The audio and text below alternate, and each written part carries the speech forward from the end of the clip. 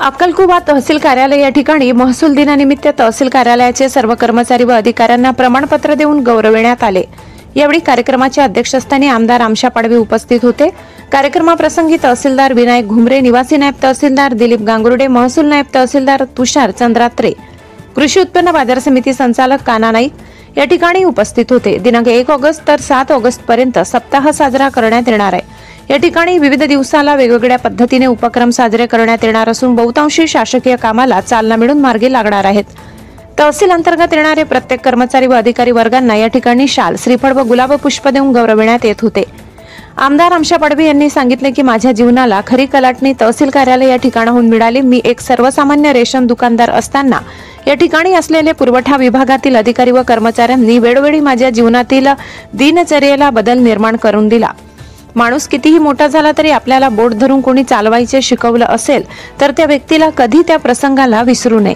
माझ्या अगोदरही महसूल विभागावर जवळचे मानून प्रेम होते व आजही मी प्रत्येकाला माझेच समजून घेतो। त्यामुळे शासन व प्रशासनातील काम करताना आपल्याला कोणत्याही प्रकारची अडचण भासत नाही।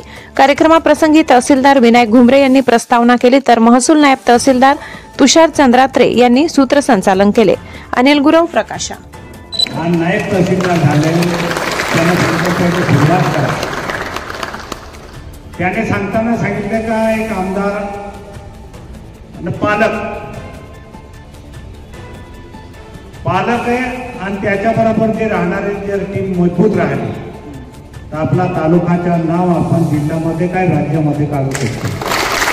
मी पालक म्हणून राहणार, माझ्याबरोबर एकही मुलगा नाही राहिला तर मी शेतीही करू शकत नाही आणि कोणताही विकास काम करू शकत नाही।